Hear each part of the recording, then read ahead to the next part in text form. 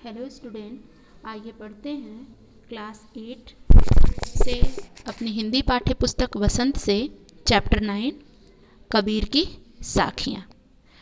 सबसे पहले कबीर का जीवन परिचय थोड़ा सा हम आपको बता देते हैं। कबीर के जन्म और मृत्यु के बारे में अनेक किंवदंतियाँ प्रचलित हैं। कहा जाता है कि सन 1908 में काशी में इनका जन्म हुआ था और सन 1518 के आसपास मगहर में इनका देहांत हो गया था। कबीर ने विधिवत शिक्षा नहीं पाई थी, यानी विद्यालय जाकर के उन्होंने शिक्षा नहीं पाई थी, परंतु सत्संग, पर्यटन तथा अनुभव से ही इन्होंने शिक्षा प्राप्त किया था। यह भक्तिकालीन निर्गुण धारा के प्रमुख कवि माने जाते हैं।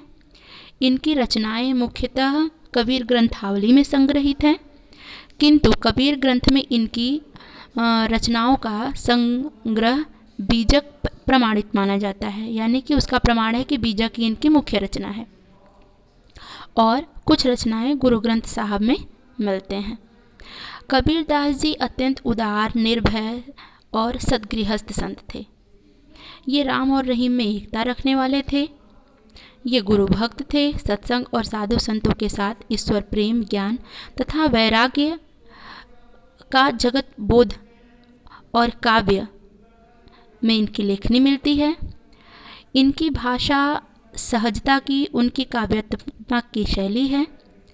जन भाषा के निकट होने के कारण उनकी काव्य भाषा में दार्शनिक चिंतन जो सरल ढंग से अभिव्यक्त है, अर्थात ये सिंपल साधारण लिखने वाले थे और जात पात को नहीं मानने वाले थे, आडंबर का विरोध करते थे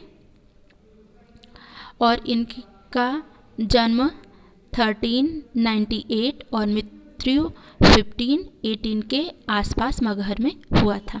ध्यान रखिएगा स्टूडेंट। अब आगे बढ़ते हैं हम अपने पद पे। जाति न पूछो साध की, पूछ लीजिए ज्ञान, मोल करो तलवार को, पड़ा रहन दो म्यान। प्रस्तुत पंक्ति के माध्यम से यहाँ पर लेखक कहते हैं कि हमें किसी व्यक्ति के जात पात से कोई भी औचित्य, कोई भी धारणा या मतलब नहीं रखना चाहिए।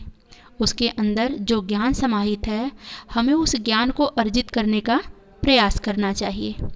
जिस प्रकार की मोल तलवार का होता है, उसके म्यान का नहीं, म्यान जिसमें तलवार रखा जाता है, उसी प्रकार व्यक्ति के गुणों की पूजा होती है, न कि उसके रूप, रंग, वेशभूषा और जाति धर्म का। दूसरा है, आवत गारी एक है, उलटत होय अनेक, कह कबीर नहीं उलट ये, वही एक की एक। जो निकृष्ट व्यक्ति होते हैं, जो अमानवीय व्यवहार करने वाले होते हैं, जो अपशब्द बोलते हैं, तो उनके अपशब्द बोलने पर हमें कभी पलटकर जवाब नहीं देना चाहिए। नहीं तो वह अपशब्द अनेक भाषाओं में परिणित हो जाएगा, अनेक बोलियों में परिणित हो जाएगा, अनेक बार परिणित हो जाएगा, तो उस अनैतिक व्यक्ति और हम में कोई फर्क नहीं रह जाएगा। अगर उस अपशब्द का हम पलटवार नहीं करते हैं तो वह एक का एक ही रह जाएगा। अर्थात अनीति करने वाले व्यक्ति के साथ अनैतिकता का व्यवहार न करते हुए उसे सबक सिखाना ही नीति और धर्म का कार्य होता है। तीसरा है, माला तो कर्मे फिरै, माला तो कर्मे फिरै, जीभ फिरै मुख माही, मनुआ तो दहु दिस फिरै, यह तो सुमिरन नाही।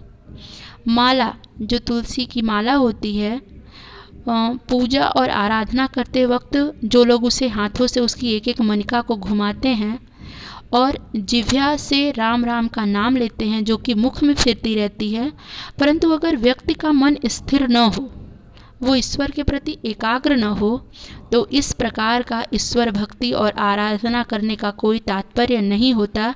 वह सिर्फ आडंबर और दिखावा ही माना जाता है।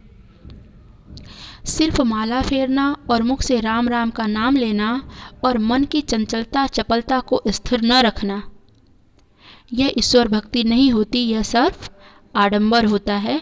ऐसा कबीरदास जी ने अपनी प्रस्तुत तीसरी साखी में कहा है। चौथी साखी में उन्होंने इस बात का प्रमाण देने का प्रयास किया है कि संसार में हमें कभी भी किसी को तुच्छ, छोटा नहीं समझना चाहिए। कबीर घास न निंदिए जो पाँव तली होई, उड़ी पड़े जब आँखिन में खरी दुहेली सोई। खरी दुहेली होई, कहते हैं कबीरदास जी कि हमें उस छोटे से तिनके की भी निंदा नहीं करनी चाहिए जो हमारे पाँव के तलवे के नीचे आ जाता है, क्योंकि अगर वही तिनका उड़ करके हमारी आँखों में पड़ जाए तो अत्यधिक और गंभीर, कष्टदायक और कष्ट देने वाला बन जाता है।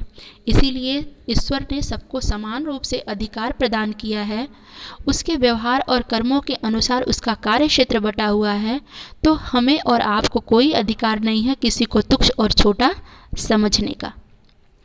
5वां है, जग में बैरी कोई नहीं, जो मन शीतल होए, या आपा को डारी दे, दया करे सब कोई। प्रस्तुत 5वें में कबीरदास जी ने कहा है कि व्यक्ति को सौम्य, विनम्रता, भावुकता, धर्माचार और नीति से भरा हुआ होना चाहिए। ऐसे व्यक्ति का संसार में कोई भी वैरी नहीं बनना चाहता जो मन का शीतल, निर्मल, परोपकारी, दयावान होता है। और अगर वह अपने हृदय के अहंकार को त्याग देता है, त्याग करके सब पर दया और भावना दिखाता है, ऐसे लोगों को समस्त संसार के लोग प्रेम, सम्मान और प्रतिष्ठा की दृष्टि से देखते हैं। आशा है स्टूडेंट ये चैप्टर आपको ज़रूर समझ में आया होगा। धन्यवाद।